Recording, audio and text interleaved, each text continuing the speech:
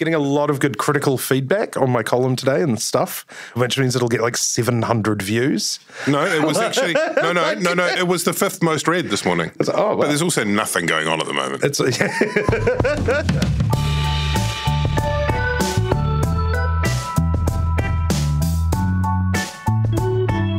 Tēnā koutou katoa. This is Gone By Lunchtime. My name is Toby Manhire. With me, Annabelle Lee-Mather. Kia ora. Kia ora. Ben Thomas. Kia ora. Kia ora. Samuel making it all happen today. Thank you. Members also making it all happen. Thank you, members. It's July the 6th, Thursday, a rare Thursday podcast. And we've timed it today, haven't we? Mm-hmm. Quite deliberately, because it's 100 days to go to the election. Very exciting, a lot of excitement around the table. Annabella's bouncing around the walls.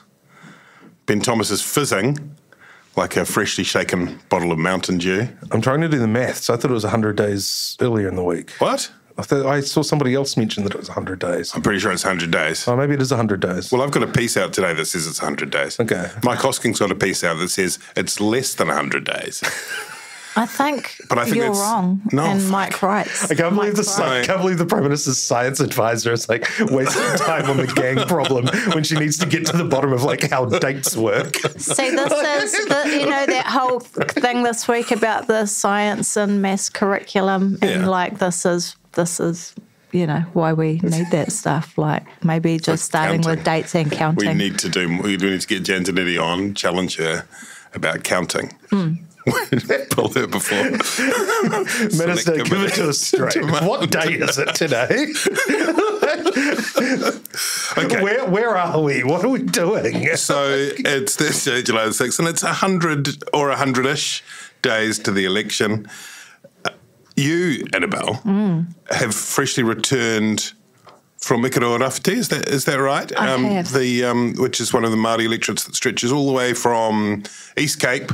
It's like a vivid marker, and you run it down the east of the North Island, down to the hut. Yeah, basically, Wainuiomata. I think it captures Wainuiomata as well. And going to be a pretty incredible race in 2023, isn't it? Shaping up to be a great race. Give us the lowdown. Okay, so as we all know, Meka has defected to Te Pāti Māori, and last week Labour announced their candidate, Kushla Tangaire, who I actually used to work with at Whakaata Māori. She's an incredibly impressive wahine Māori, beautiful reo speaker. She's been working, with the East Coast rugby for a number of years, helping to build up that movement. She's funny, articulate, smart, stroppy, strong. Ngāti Porou comes from, lives in Tiki, but I think is from Rangitukia, or she might live in Rangitukia, one of those things. So that's right up north of, past Tokomaru Bay, a community that's well known for producing amazing people like the poet Arapera Ka, Honika, Tina Whitcliffe, the Māori political editor at Māori Television, so special place. And I think she'll give, she's a very good candidate to run against Meka. And what's the vibe? Are people talking about it? It's going to be, because it could be quite close, right? Like Meka has had a grip on that seat for quite a while now. How many elections? Like since 5 in a row? Since 2014, I think, was the first. Okay, all right. Election she can. Okay.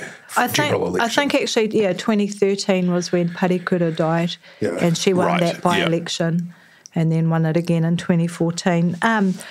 No, people aren't talking about it. People are not talking about it at all. And I think part of the reason is that they weren't talking about it is because Mihi and I flew into Napier, and then we drove up to a small settlement just south of Wairua called Raupunga, and then down from there went into the Esk Valley and Hastings and Flaxmere. And no, people aren't talking about it because people are still living with the effects of the cyclone. Esk Valley is just destroyed. Like, it was shocking to be there. And, you know, I think with the media, because we'll go and we'll report on a disaster for about 3 weeks and then we withdraw back out, and you start to think that everything's sort of been fixed in the meantime, and it's not. Esk Valley is, you know, it was really confronting to see how much silt is still there, the level of destruction of homes.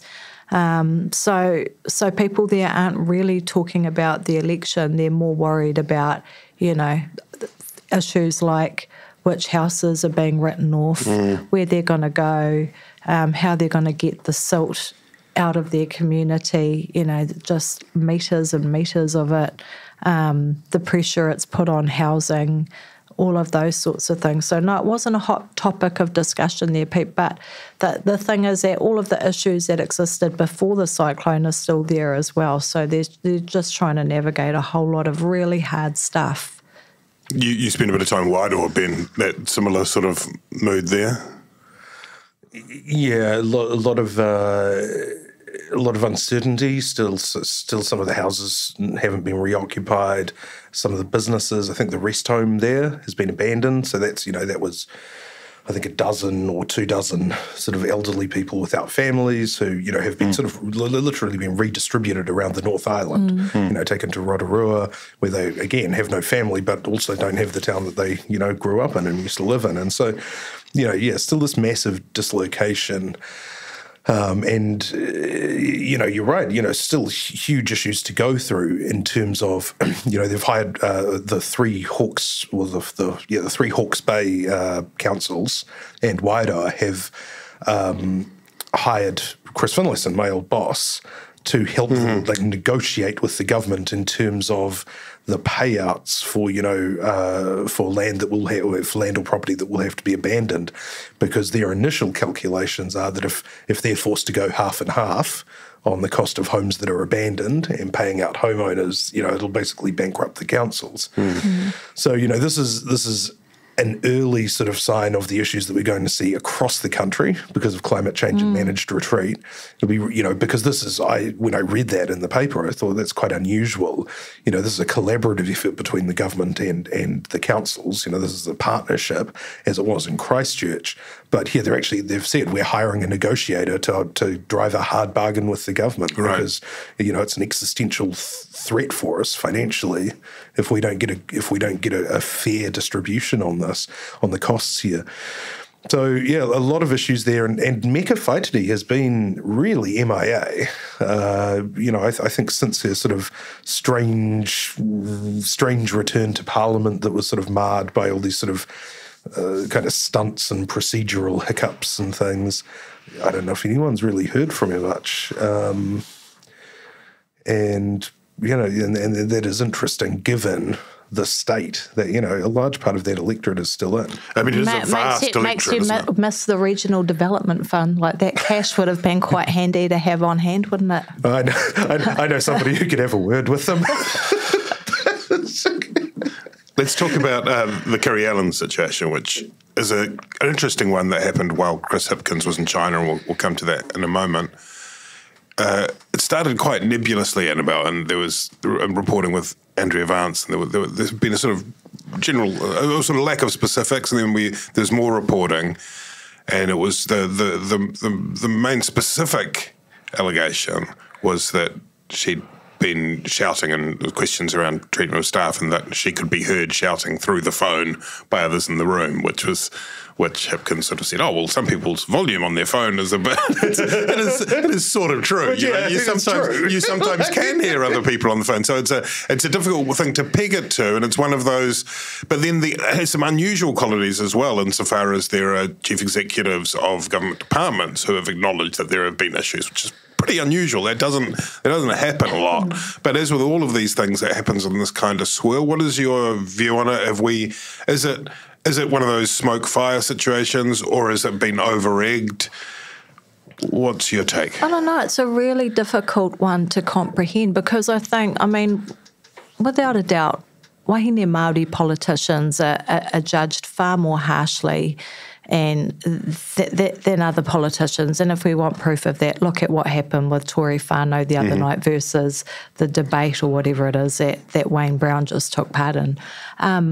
It feels like it's being presented by the media as a bit of an iceberg story. It's not about what we see on top. It's about all of the things that lie beneath, and that alone is incredibly damaging. But then when you start to dig a little bit deeper into it, it's difficult to understand the reason why it's been managed the way it has by the CEOs who were involved. And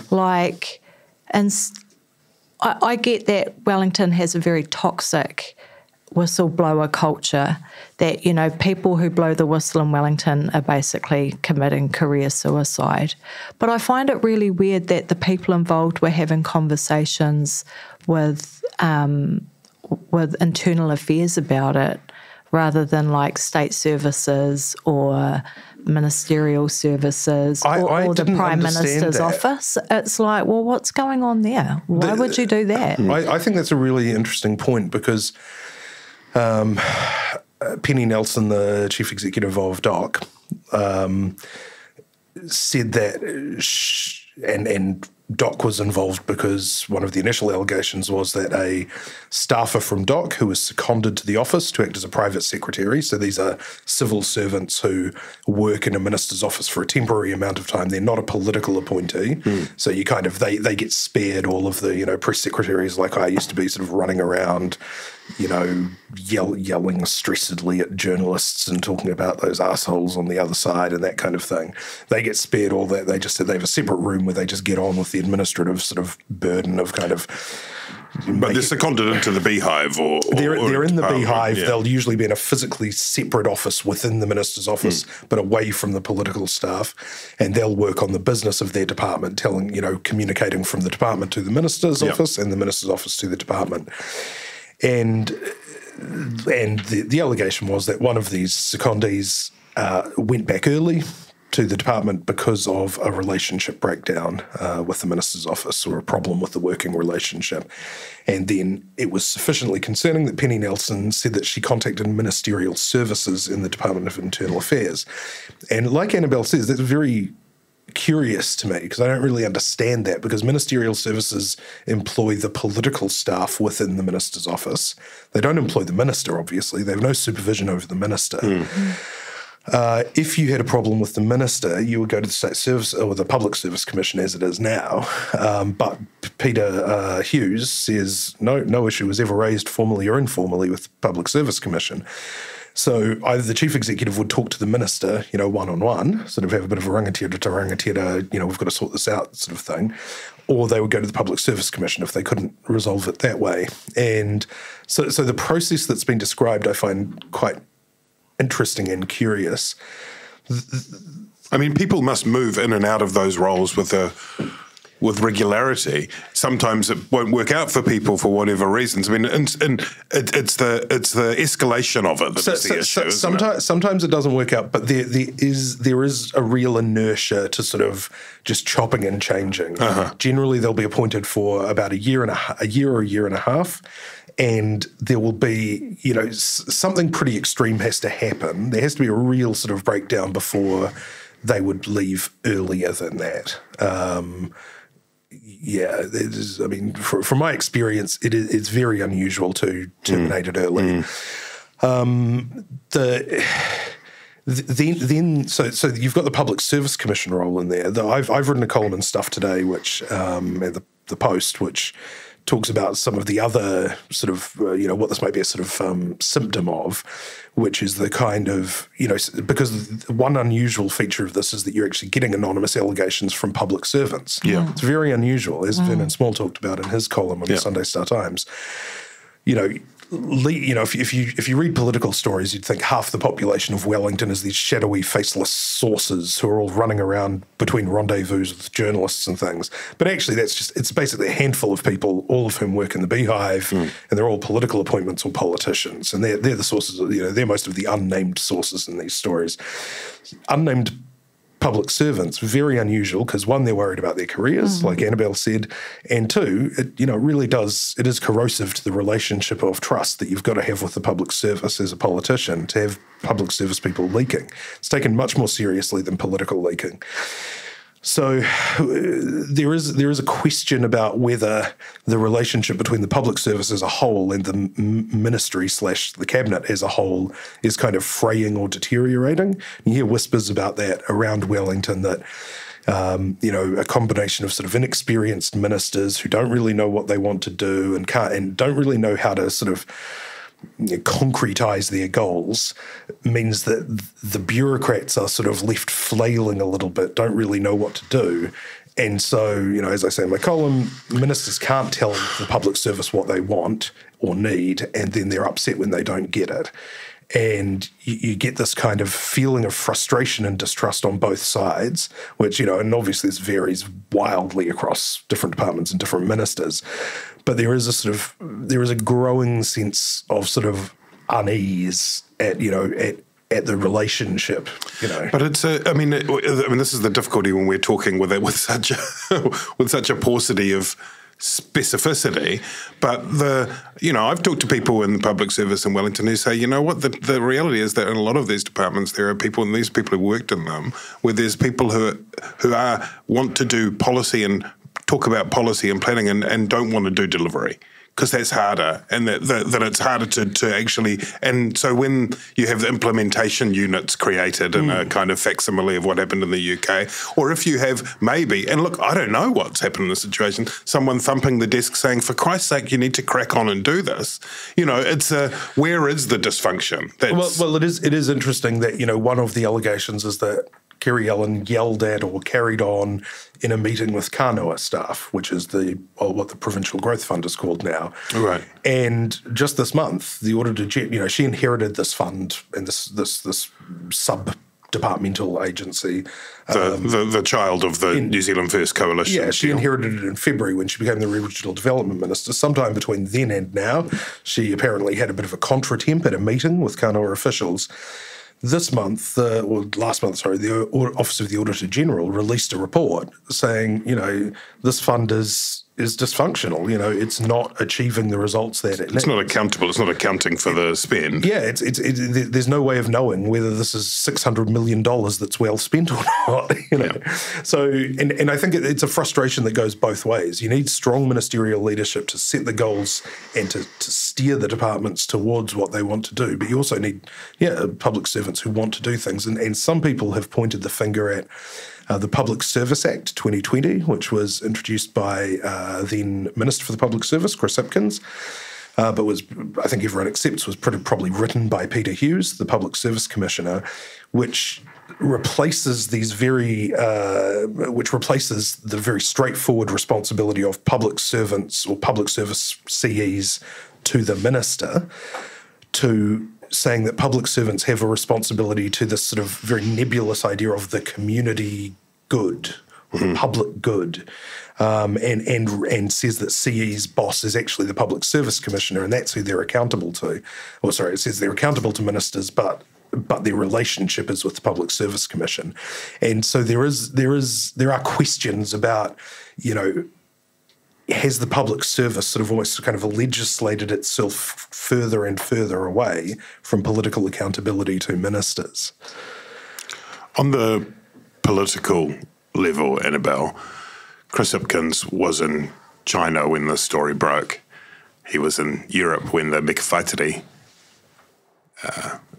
abscondment happened. I feel like Chris Hipkins is finding out what it was like to be my parent when I was a teenager. Like anytime you get a call, you go away, it's like, oh no. Yeah, there's been a party, the dog's missing, there was a fire, there's like 25 teenagers that don't belong to you. And then you get home and it's kind of like something's a bit not quite right. Like things have been put back in the wrong place in this incredible mad dash effort. Just slightly askew. Yeah.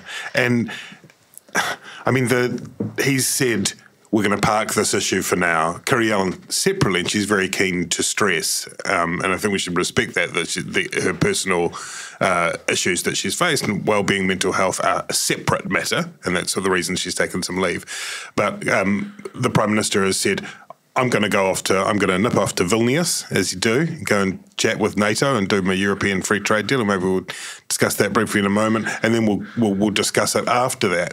The difficulty for him, in terms of just the base politics of it, is that if we go back to the Michael Wood situation, when that happened, that was kind of a masterclass in cauterizing something. It had dragged on for a while with the airport shares, but when he found out about the other shares that would happen, what he did is he called a press conference. He announced what had happened. He announced the consequences, that the minister had resigned. He announced 3 or 4 measures, which no one can remember, to address conflict of issues generally around. And then he announced, almost in the same breath, the ministers that would be replacing Wood in those roles, including, as it happens, Kiri Allan in Associate Finance. But it was all just like, tie a bow on it, get it done. The difficulty with something like this is that it seems a bit more of a seeping wound. And while we don't know the details of it, as long as there are more stories coming out, it becomes much more politically weighty and problematic And the government departments aren't helping either, because I saw in one of the articles that they'd requested some information and the department had said, well, we're going to treat that as an Official Information Act request. We'll come back to you in 20 working days. Yeah, that's right. So which drags it out even more instead of like being able to get a short, sharp answer and tie it off. It's like you email the police and say, do you have any police cars? And they go, I'm going to put this in the OIA stream here. Yeah, I mean, it's in terms of Chris Hipkins' ambition to have a distraction-free run into the election, I mean, there's barely been a moment when there hasn't been some issue with an errant minister or other. You look strong, and voters won't punish you for taking decisive action to sack an errant minister, right? But if that's all you're doing, it really does take up a lot of sort of space on the decisive every day. Yeah, if all they remember is that, like, you've sacked half your cabinet, like... I mean, I feel for him, because I think he's doing a really good job as a leader, and he's being let down by his ministers. Well, I mean, they clearly run out of gas. And there is also that, talent. Apart from that, how it plays in terms of whether people see it as decisive or not, that's all fine, and there's sort of discussion about that on the Wood thing particularly. But also, we have a pretty small number of MPs. They've got, even though they've got a majority, but they don't have that many, and he doesn't want to bring you people and say, you've got David Parker answers the phone and says, you're transport minister now. I was like, am I? Okay. And then I've got to deal with all these questions all the time about light rail and everything. I mean, it's Michael Wood, for example, was a super nerd on that. He, having people who are, even if they're experienced ministers, suddenly having to get all these, massive boxes of information that they have to digest and then go and read news talks. Yeah, but I think they've missed opportunities. Like when he brought Nash back, like why would you not have? Why would you have not used that time to blood up some new MPs? Why would he have not been warned as well by the previous, operation? Is the other part of that question, isn't it? Well, that's right. And look, as people pointed out, Michael Wood was a strong contender for, was one of 2 contenders for the leadership. The other one was, and the third favourite was Kiri Allan. And so what you're saying is this is a Machiavellian operation night of the long by Chris Hipkins. I'm just popping across to Beijing. You know what needs to happen. He kind of presents just a hut boy, eh? We know what's going on. But it's sort of it's this sort of. It really does seem like Jacinda Ardern just left like a dead fish lying under the cushions in the sofa on the 9th floor. All of these issues that we're discussing, apart from maybe the Kanoa yelling, all happened during the prime ministership of one Jacinda Ardern. not poor old long-suffering Chris Hipkins. She was like, screw these guys, I'm out. I'm like, I've got enough work. I'm dealing with a 5-year-old. I'm turning on the out of office. Deal. China, let's touch on that briefly. That's been covered. I did a little kind of bonus one the other day with Mad Chapman, who's our editor, who was on the China trip. So if you missed that, you can go back and check it out.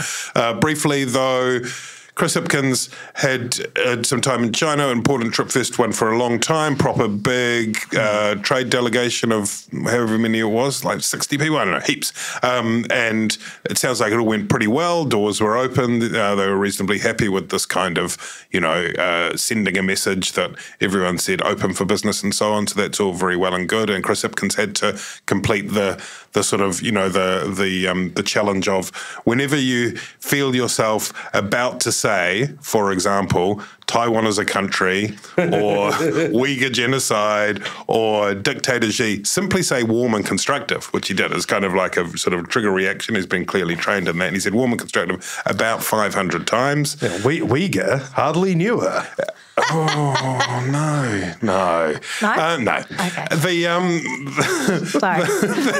But it is an exercise. Sam Sachdeva has written a very good book called The China Tightrope, and so that's the metaphor of choice. That in terms of walking that tightrope, Hipkins kind of achieved it. Yeah, he got to the other side. Yeah. Look, I have an idiosyncratic and. It's a highly individualized take on this, which is that New Zealand really needs to walk a fine line between its strategic interests with the United States and the West and its economic interests with China as our largest trading partner. Is it a delicate balance? It's a tightrope act. And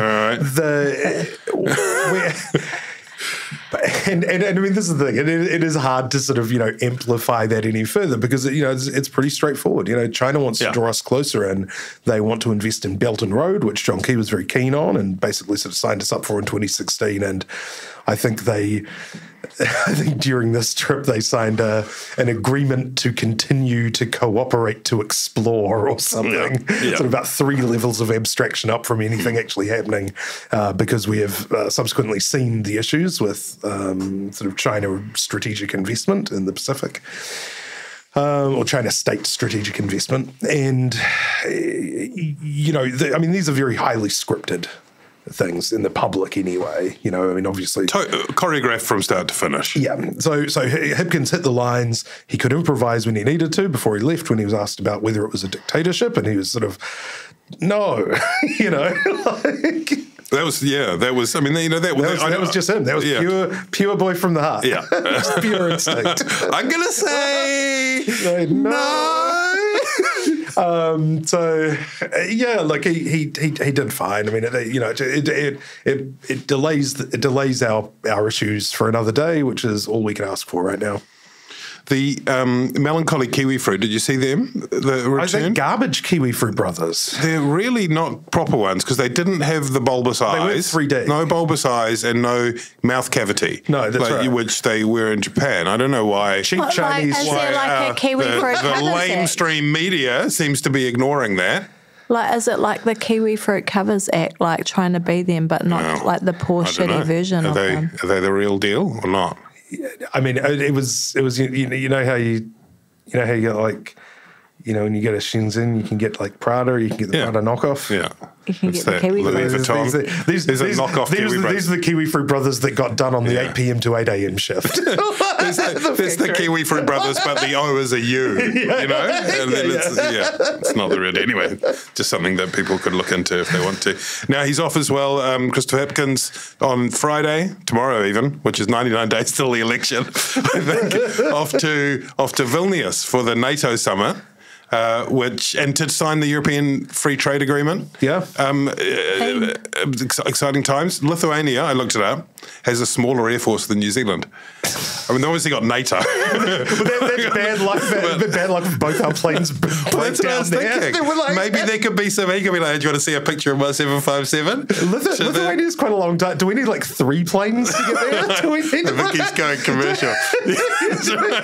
I think they should have played they marked on the plane thing, obviously, It's like they kind of could have just left it 2 hours, sent it 2 hours later, and no one would have known about the second plane. They should have just said it was a convoy because we're so big and important. They should have said it was a decoy, because that makes you sound really cool and glamorous. Like, oh, we've got to have a decoy plan. Yeah. You know, all the big world states people have decoy planes just in case someone's trying to, you know, do a Kiwi Fruit Brothers hit. I mean, anything more to say about that? Is that it's you know, there's been suggestion about whether or not he would be able to make it to Ukraine. He sort of keeps saying no. I suppose there's possibility that might be pulled out of the hat.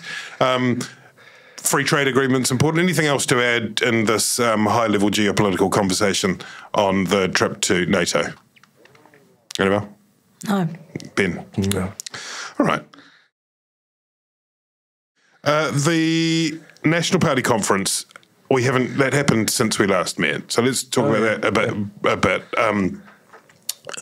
It was in Wellington, the Mike Fowler Centre. It was very clear that they're on message. Day one, cost of living. Day two, law and order. And you can hear now they're very drilled in terms of saying the issues are cost of living crisis, that's number one. Law and order, that's number two. It's like they're reading off the Ipsos issue monitor. And then also important, health and education. And it's like that's the package. There's a few other bits and pieces that get associated with the general. And also New Zealand's got to get back its mojo. I wonder whether or not Christopher Luxon's advisors are saying stop saying mojo. I don't know if the New Zealand public is responding to him saying mojo. I'm not sure if they were ever saying say mojo more. Well, no. I feel like that was a captain's call. A lot of mojo. There's a lot of saying mojo. The interesting thing, I don't know, Annabelle, Bill English was sitting in the front row for Christopher Luxon's speech, and the policy announcement on that day was about the centrepiece of it was saying that judges cannot discount discount sentences by more than 40%, I think it was. And a lot of this is, it's a bit like the gangs policy stuff. A lot of them are, they're marginal, and they would acknowledge that. It's a collection of small things that are done around the edges rather than one big bazooka. But Bill English was, of course, the man who famously said that prisons are, say after me, a moral and fiscal failure. And I don't know, is there a tension there in some sense?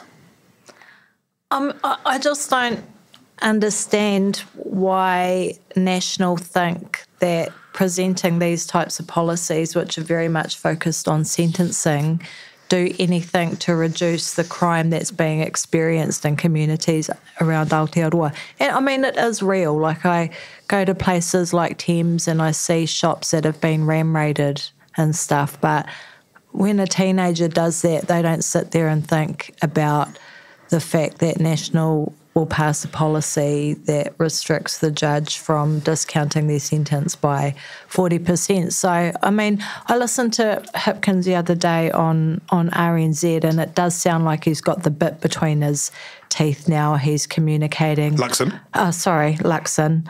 He does sound like he's communicating. He's getting better. He's getting better. Yeah. He's getting stronger. He sounds credible. But I just think that when you break it down, and we've had the example this week where the Prime Minister's head scientist, Chief Science Advisor, who's gone off and done the homework and has talked about the way you tackle gang issues, and it's been completely disregarded by National. It's not very comforting for ordinary people, but I'm sure that there's a huge voter base to whom it appeals. And in terms of the tension between what Bill English said and what Luxon's saying, I don't think it really matters because, Bill English is long gone. I think it's important to remember that National haven't lost sight, particularly via Nicola Willis, of that social investment issue. Even when they were in government last time. She gave a big speech about that at Victoria University a while ago. I haven't heard anything about it since. No, it's still there. She's doing work on it, and it informs a lot of their approach to different things, like their mental health policy, which talks about a $20 million fund for pilots, basically, to see what happens. Social investment is about first of all looking at the data, but also seeing what works and evaluating programs and investing on that basis. National National invested a lot in rehabilitation, the last time that it was in government, in corrections. They will continue to do so, I think. There was, an expansion of the availability of rehabilitation programs that was part of that policy. I would like them to adopt an ACT policy from, I think, 2017, which was that, you can get discounts off your sentence by learning to read in prison, by getting your driver's license in prison. Once you've got a driver's license, then you're worried about the infringement points that you'll get from ram raiding a shop, so I you give people something to lose. I think that's the part of the conversation that's missing. We're hearing about these different policies that are actually going to increase our prison population, but you're not hearing about the types of programs they're going to run that's going to reduce recidivism and those sorts of things. Yeah, that's right. And I think the key is to take the cue from David Seymour. When this policy was announced in 2017, in a campaign I was involved in, which again led to a record low vote turnout for ACT. It was welcomed by pretty much everyone. The Howard League for Penal Reform welcomed it. The Sensible Sentencing Trust Reform welcomed it, because you've got to look at the prison population as an opportunity. We always say, how do we find the hard-to-reach people? Well, a lot of them are in prison. They're right there. And if we're ever going to get them an education and get them a chance at participating fully in society, that's the opportunity. No. They're right there. No, I mean that is the biggest social investment of all, right? Yeah, absolutely. And the problem is, this government, clearly isn't doing enough about it. They can't even keep Ingrid Leary out of gangs.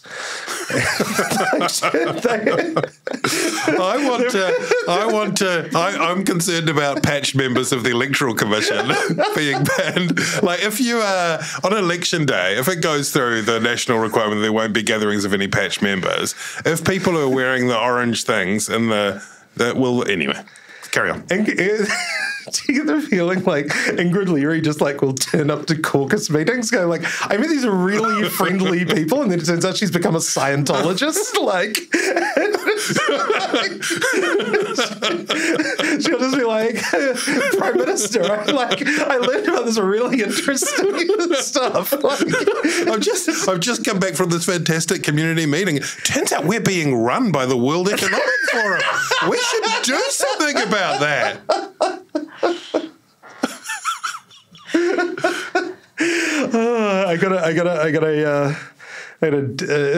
had a message from somebody in the Otago community who said that the only surprise about Ingrid Leary accidentally stumbling into a gang meeting was that she didn't try and take the first speaker's slot.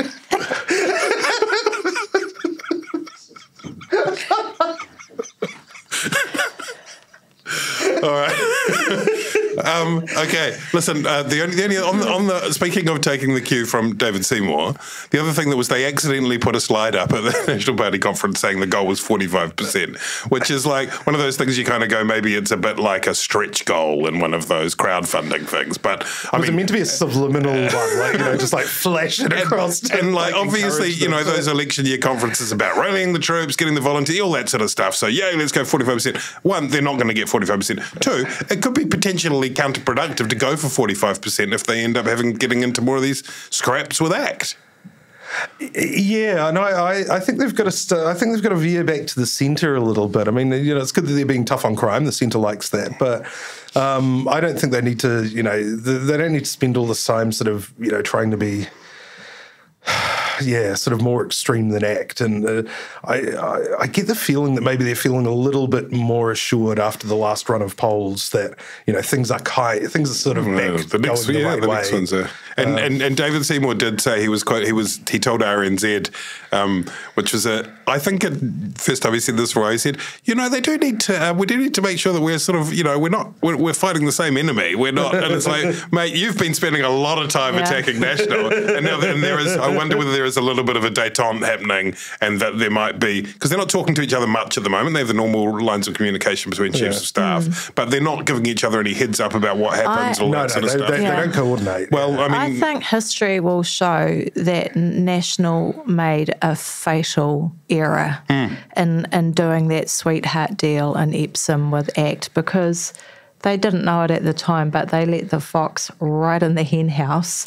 And now their policies are essentially being dictated by ACT, and they're getting drawn further and further to the right. And the irony is like National didn't even need ACT back then, but they've created their own taniwha. Well, I mean, it is that. I mean, it is like the whole MMP system, with the exception of the most recent election, is designed to have more than one party in a government, you know. So if not ACT, then whom? I mean, Colin Craig? This is the thing. If it's not ACT, then there's always room for a more extreme party, and it's, you know, Matt King Democracy Now, or United Colin Craig, Future, or the because they've not just stuck with United Future. Bring back Peter Dunn. Bring back Gordon Copeland. I think people just didn't realise what a force to be reckoned with that, you know, Seymour was going to turn out to be. Oh, I mean, he's an incredibly impressive politician now in terms of knowing how to hit his marks and all that sort of stuff. You know? Oh, and when did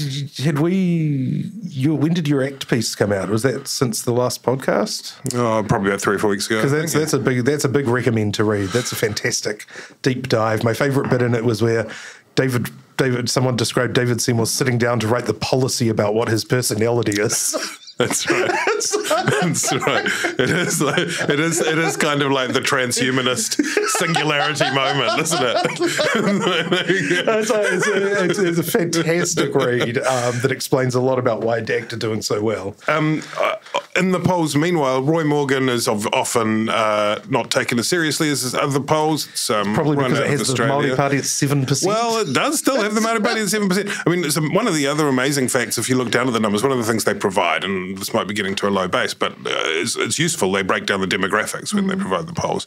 And it suggests that almost twice as many women voters under the age of 50, according to their latest poll, support Te Pāti Māori over the Green Party. No. Is it? Oh, okay. No. 15% of what young women. I don't know what the number was. I think it might have been more than that. But there were almost twice as many, according to the poll. You're shaking your head, Ben. But it's still, where do you see Te Pāti Māori now, Annabelle, in terms of, you know, whether or not Mika Whaitiri is making waves? So I mean, there's still, they must, even whatever people think about Roy Morgan, seeing 7% there is going to be a... Oh, it's huge. It's going to boost your confidence. It's huge for them. And, you know, they have done an incredible job of rebuilding that party out of the ashes that was left behind by the Māori Party of old. And it was interesting being in Te Mataua Māui yesterday because so many young people are talking about Te Pāti Māori, you know, they're loving what they do on TikTok and those sorts of spaces. That the challenge will be, and, you know, and in that Roy Morgan poll, it does talk about them being, you know, very young women and young women supporters, is getting those people to the polling booth on election day. It might not be 7%, but I mean, the fact that it's twice what, you know, twice as high as its highest is absolutely incredible. That would bring in 9 Māori Party MPs. That would mean that Ikaroa-Rāwhiti, Maipi Clark, the new candidate for the amazing young wahine who's been named for Hauraki Waikato. We talk about that beret. Would make it, oh no, she's amazing. It's a quality beret. I haven't seen a beret like that since Toby O'Brien. New Zealand politics. Can I tell you guys about her? Yes. She actually went to Te Uru Karaka with my kids up at Newton Central School, and then she went back to Rākau Mangamanga in conflict of interest for you then. She's the niece of Hana Te Hemara, the very famous wahine Māori reo advocate, you know, who was a part of the Māori language petition, was married to Sid Jackson. That's who she's actually named after.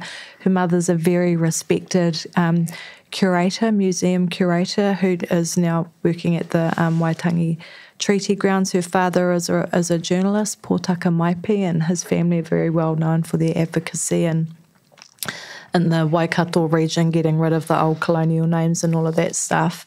But she's exactly the sort of young candidate, from listening to the people that we were talking to yesterday, that the Māori, I think if you're talking about the long-term game and the long-term strategy for the party, having young people like that running who are getting blooded up, running against someone like Nanaya's going to take beautiful care of her during the campaign because she's that sort of person. Nanaya, who's also gone, who's not on the list, she's going to be electorate only, so she obviously is conscious that she needs to be all in. Yeah, and also she'll mentor her, and Nanaya won't be there forever. So, you know, if you keep running someone like a Ikaroa-Rāwhiti every election, like we've seen them do now with Takutai Ferris and Maria Mino Kapakingi up north, you know, eventually her time will come.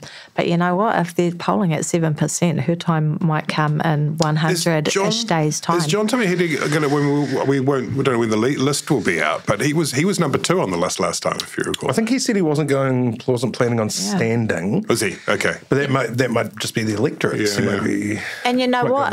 Because it's 9, you'd get 9 MPs in. If rumours are true and they managed to get Louisa Wall, and Louisa Wall was in the top 9, she'd be back in Parliament. Oh my God, what a thought. You know who won't be back in Parliament? New Zealand First. Oh. Well, on that latest Roy Morgan poll. Yeah, it depends on whether you listen to Roy Morgan, because Roy Morgan's the only poll that's had New Zealand First above 5%. But there's something happens at the level of the low polling parties in Roy Morgan. It is an interesting one. But New Zealand First are still on sort of around. New Zealand First are in the high 2s, or about 3%, right? Shane Jones is doing TikToks now, he's standing by the sides of streets with signs. It's quite good. He's quite good. If he's their best hope in terms of an electorate seat, it's hard, because he's got all of those. He's up against Matt King and Willow Jean and a whole lot of others that are splitting the vote. ACT have taken their vote, and Winston Peters is literally talking about the World Economic Forum and the World Health. He's like the miscreant juvenile. He's just chucking a few lollies out. I mean, it's not anyway. No, he's probably gone. Look, let's finish up with some. Thank you, Annabelle. Thank you, Ben. Thank you, Sam. Thank you, listeners. Thank you, members. It is either 99 or 100 or 101 days until the election. Talk soon. Kia ora.